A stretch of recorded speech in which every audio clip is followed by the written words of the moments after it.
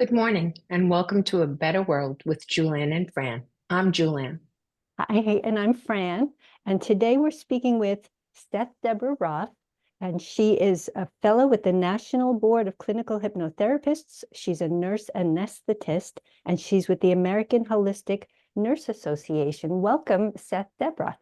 Welcome. Welcome. Good morning. Good And morning. what are some of the things that you are doing to make the world a better place? Well, because of my, almost 50 years nursing background, I'm in the medical profession. I'm working as a nurse anesthetist and a separate practice for hypnosis. So one of my passions is utilizing hypnosis preoperatively, intraoperatively, and postoperatively. That's just one of my passions because it's what I see every day and have experienced is that when people are uptight and scared, it affects them physically, right? And we Yeah, have all the tools in the world to help them do that. And another area that I really am passionate about is helping people to get healthy and stay healthy, right? And utilizing hypnosis and NLP and all that stuff to make that happen. Um, because I see so many people who have these chronic diseases. And if we could nip them in the bud before they become chronic, it's a much easier life for them and a happier life. And there are so many medical issues that are influenced by our emotions building up over the years. If we could get to people earlier, that'd be great. Absolutely. And you mentioned NLP. For our listeners who might not know what that is, would you explain a little bit about that? Oh, sure. NLP is neuro-linguistic programming, and it has to do with certain techniques of changing values, changing beliefs, installing positive anchors, and just changing, being more flexible in one's behavior. Yeah. Excellent. Julann, do you have any questions? I don't. I think it's excellent and that you can help people. Are they open to it when you introduce it to them before their surgeries? Are they open to listening and Yes, trying they it? are because they are, a lot of people are, I guess you would say, in a hypnotic trance before going into surgery. They're scared. Exactly. They're scared. Even I had a female surgery a couple of months ago, and when I heard that it was going to be a 4-hour surgery instead of a 1-hour surgery, I was scared, and I had to, and the nurses in the pre-op area had no idea how to handle me. What words to say, it'll be okay. And that's not good enough. That doesn't Right. change the physiology of what's going on. So most patients are extremely receptive. The ones that I haven't worked with, a couple of weeks before, that you just happen to be in the pre-op area and they're scared and their blood pressure is up, their pulse is up, they're scared of the IV, all that kind of stuff. And physiology of that is you are bombarded with these neurotransmitters, they're different biochemicals, and they affect how they handle the anesthesia. You're noticing that you are fighting them the whole time through, the case. They're difficult to manage, and then they wake up just as they went to sleep. Agitated, yeah. Yeah, yeah. So they are very receptive to it. All I have to do is say, I'm also a hypnotist and I can help you relax if you'd like. And oh Yeah, yeah, that's please, great. please do. Yeah. That's really great. Yeah, that is That's wonderful. mm, Yeah. What's wonderful is the doctors are seeing it happen, right? And it's new to them. It's new to the nurses too. And sometimes they will call over Seth and have a lot of people just call me by Seth instead of Seth-Deborah once they work with me. And call over Seth, let her do her magic. I've had a couple of cases where they were actually going to be canceled because the patient was so agitated, the blood pressure is so high, and they and the one fellow I remember wouldn't even tolerate the IV. They had tried the IV 3 times, and he's getting more and more agitated. He was a difficult stick, and I just did some glove anesthesia, and he was out and got the IV. We did the case, and yeah, so it is accepted. It's not. The hard part is using the word hypnosis. It is still a trigger word of, oh, it's hypnosis. He's going to make me quack like a duck, or she's Yeah. going to do something. I think that's probably what it is. It's just fear that, they have no control. And I think Yeah. that's part of it. But it's so awesome that you help them like that. Because if you have somebody who's calm and you can get through to them, isn't it all so much better? The whole experience is better for them and for the doctors. So I'm sure they appreciate having you there. Yeah, yeah. They do actually, which is nice That's to know. good. It's nice to know. Yeah. Yeah. And now you mentioned glove anesthesia. Can you explain what that is? Sure, glove anesthesia, you're just putting someone into a hypnotic trance. And what I do is I have them imagine their hand in a bucket of cold ice water. And what I'll do is I'll take my nails at the side of the ear and I'll click my nails. So those are the ice cubes clicking on each other. Great And idea. yeah, it's use everything, Exactly. Use what you have at hand.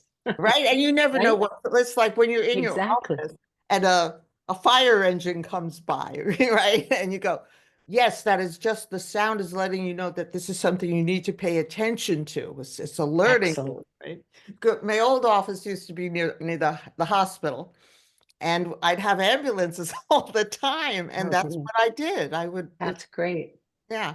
So, anyway, so you just imagine the hand being in a bucket of cold ice water. Your verbiage is about the capillaries closing, the hand becoming numb, and you're taking your hand and you're placing it on their palm and on their fingers on the top of their hand.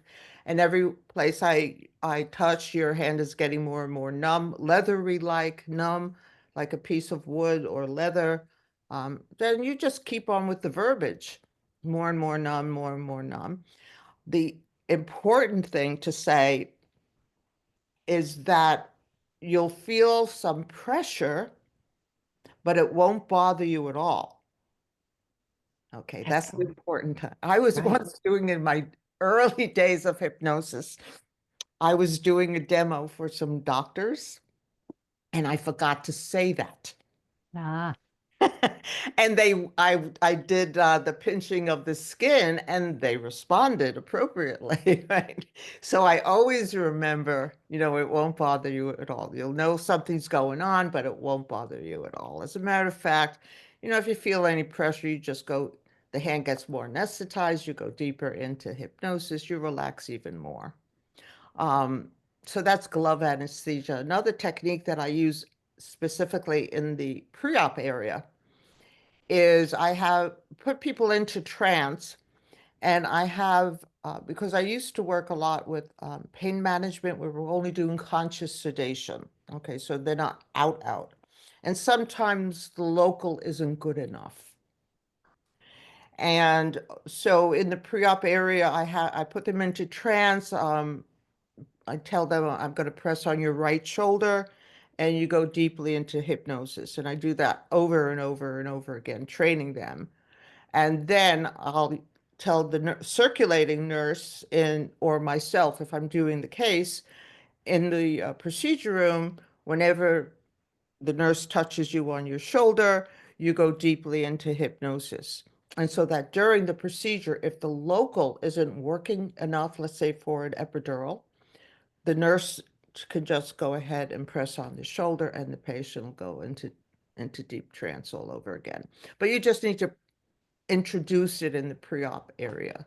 So yeah, so that's a really It's good a one. great idea too. Excellent.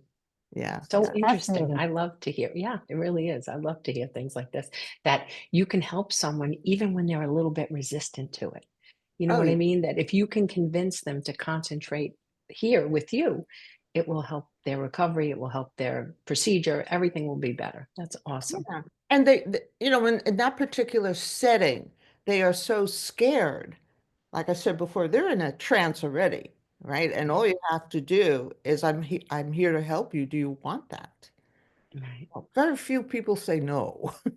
right. I'm trying to even remember if anyone ever said no, you know. That's great. So, and a lot of times, some, let's say, we'll be doing different anxiety relief techniques, such as reverse spin. That is an NLP technique, and where you have them imagine their anxiety that they're feeling. And I tell them that all anxiety has a spin. First of all, where in your body is it? And is it spinning clockwise or counterclockwise?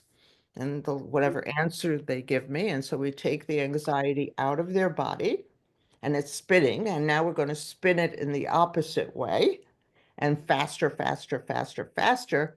And the technique I learned from Melissa Tiers is to insert laughter in that spin, the reverse spin. So I have them think of a time when something was really funny. And I usually say, like when you were in school and somebody did something so stupid that if you were sipping milk, it would come out of your nose because you were laughing so much. And just what happened to you now, they laugh. Yeah. And, and then we take that old anxiety that's happy and laughing, and now we put it back into your body. How do you feel on that scale of 1 to 10, right? But the interesting thing is sometimes when you start putting people into trance and they start relaxing, then the tears come because they are holding it in so much. And the release of that emotion, that fear, is dramatic. And Right. Cathartic, I'm sure. yeah, and it makes Yeah. tremendous blood pressure changes too. It's just like a magic switch and cathartic to let go of that. Yeah. Right. Excellent. How long have you And been doing this? 50 years. I became I became a nurse anesthetist. Well, I finished anesthesia training in 1975. In in my training, which was in Brooklyn, New York, in Kings County. yay. We're Yay. all from we're all from Brooklyn. Oh, really? Yeah. It was a 3,000 bed hospital at the time, Wow. a county hospital. And we were like slave labor for those 2 years, but it was great training. Anyway, my instructor, she was an anesthesiologist she was born in Russia. She was a surgeon in China. And we had this fellow who had been blown up. He had lifted the top of a garbage can, and the mafia was not happy with him. And the mafia is real. Anyway, he lifted the garbage top and it blew up in his face. So we were doing a skin graft from his leg to his face. Now, in those days, they didn't have propofol like they have today and the real IV medications. So we were using, I think it was halothane and nitrous oxide at the time, but we couldn't put it on his face because of his Right. burns. And when that happens, you're getting a mixture of just regular air and very little anesthesia gas. Anyway, Dr. Blumenfeld starts talking to the guy in his ear, and suddenly his head just tilts to the side, his tongue hangs out like this, and Wow. he is zonked. And then we did the graft. I had no idea. I thought it was just Dr. Blumenfeld's way. So I learned a lot of the stuff she does and how to talk to people and connect that rapport you get with patients, right? But I didn't know it was hypnosis until years later.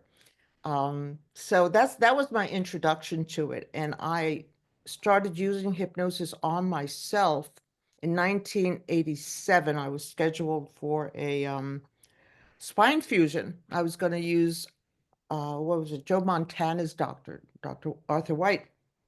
And he told me that he would go through my abdomen. And it scared the hell out of me because I knew that meant a cast and blah, blah, blah, blah, blah. Anyway, I started putting my hand on my hip and visualizing blood flow to the nerve root. And of course, being the medical person, it was red blood and blue venous blood leaving with the toxins. Anyway, the hip started to rise and fall from the increased circulation. The leg, my whole body started to twitch as it let go of the tension I had been holding for years. I called my husband over, who was a surgeon. I said, Ken, look at this, look at this. And my hip is rising and falling gently. Anyway, I did that for 2 weeks and I never had the surgery. Wow. And I Wow. dance and I do everything now. At times of severe, severe stress, and if I'm not exercising and keeping my core and my weight good, um, sometimes I'll get that little tingling down the leg, but basically I'm 99% pain-free. That's And excellent. yeah, so that I've used it on myself. One time, I'm trying to think, my daughter was around, she was in like, whatever it was, 1995, 97, something like that. I had taught doing leapfrog at an event at her middle school, and I tore my ACL and both meniscus, lateral and medial, and you could see it on the MRI. Well, the doctor who was the 49ers doctor, Dr. Dillingham, I had to wait 6 weeks because it was football season, and we couldn't get a donor ligament. Anyway, we go in for this, and I'm working with a gal named Oka Hothius. She's passed on, and she did a lot of energy work and hypnosis and seeing it as healed, which was a new concept to me. Well, it's not healed. How can I see it as healed? See it as healed. It is done. And we did this for 6 weeks, went into surgery, and the two meniscus were healed. There was no rip in them anymore. And Dr. Dillingham came out, he looked at me, he said, he just shrugged his shoulders. He still had the ACL to repair, but the two meniscus had repair. So, Wow. yeah. Um, so the power of our mind to influence our body is really, really powerful. And as a medical person, me learning that was very important. And Absolutely. that helps your belief in what you're passing forward, what you're teaching. You know it firsthand that it works. So your belief is so much Exactly. stronger. You're not just, you walk Teaching the it. walk. Right. Yeah, that's great. Exactly. Can I Exactly. just ask one question if you don't mind? Sure. What about something that I've been thinking a lot about is addiction, Mm. whether it's alcohol or drugs, and how many I know someone who has a son who's tried AA and NA and all kinds of things to try to get healthy. Now he's in his 40s, so it's a long time of addiction.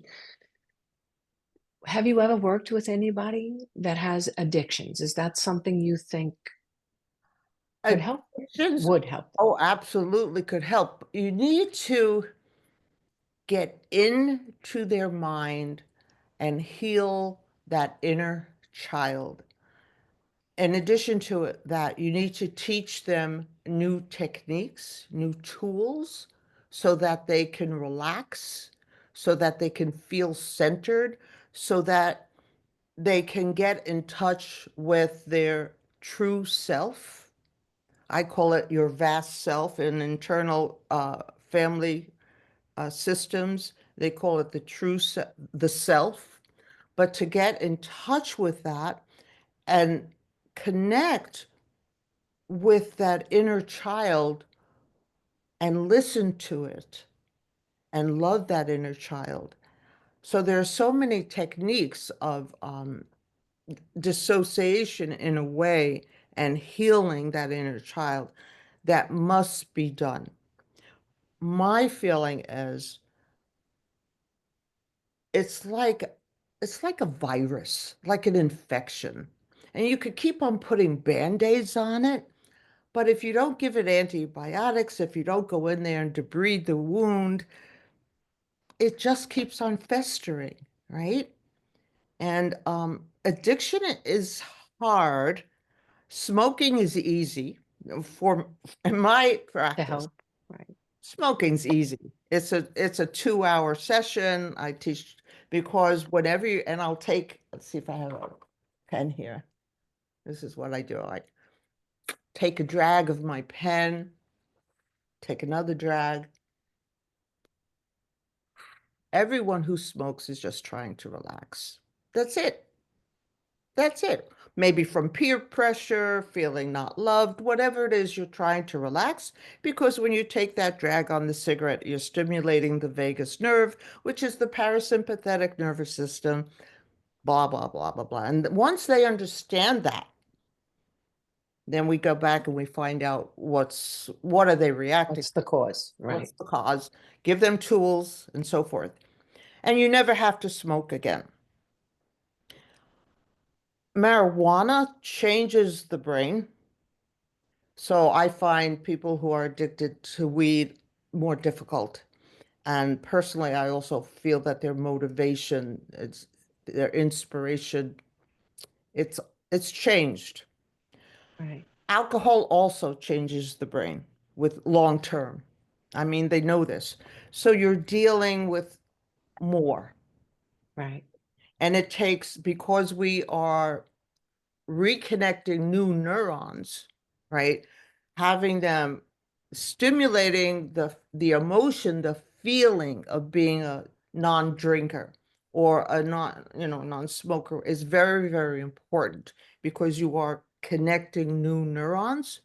And with repetition, and that's another thing, the repetition of going for hypnosis sessions is very, very important. We're getting a self-hypnosis MP3 to listen to every day to rebuild a new neural pathway is extremely important, right? all right. Well, I'm Because going there to are brain mention, changes. And once you understand exactly, that there are brain changes, it's like a stroke patient.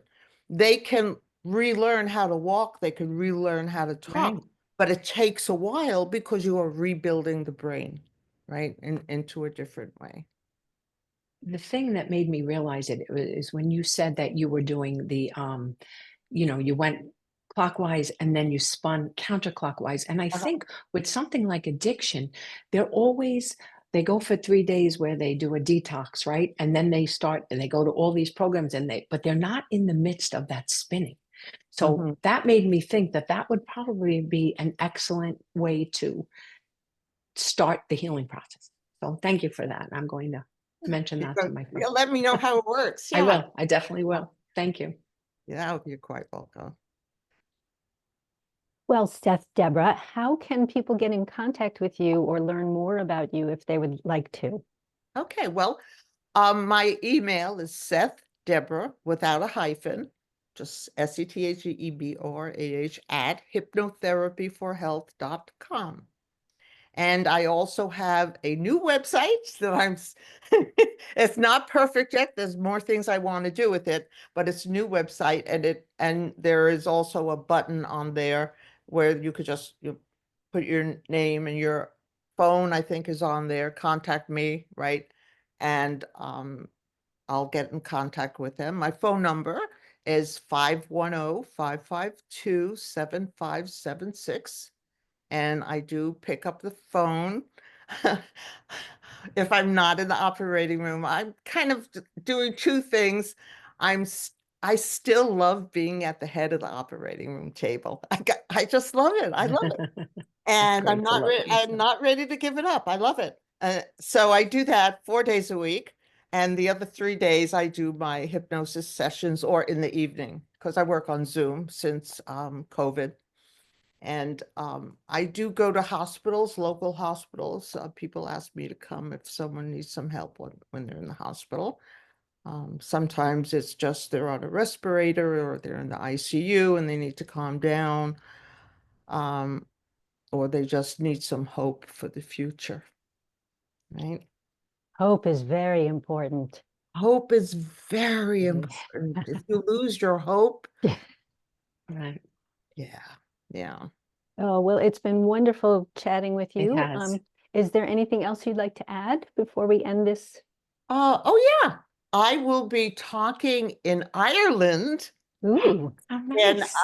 I know I'm so excited. April 4th at the Irish Hypnosis Convention, or the Irish Hypnotherapy Convention or conference, I Excellent. think it's called Irish Hypnotherapy Conference in Dublin. Wow. And on the Thursday before, I'm giving a one-day workshop called Medical Hypnosis 101, a crash course. Very nice. Yeah, that's and I'm also a nurse provider for continuing education here in California. So any nurses who come to my course, they can get credit, CEU credit. And I also, on my website, you'll see I have courses to become IBS certified in hypnosis, cancer support. That's another passion of mine, working with those two areas. Lots of passions. It's like, Yes, it's been so nice to speak with you today. Thank you for joining us, thank you. really. yes. Thank you. Thank Thank you you for very much. inviting me. Appreciate it. Now I'm going to go to the Absolutely. gym. Oh, Oh, excellent. good for you. Okay. Well, thank you. And I am going to stop recording now.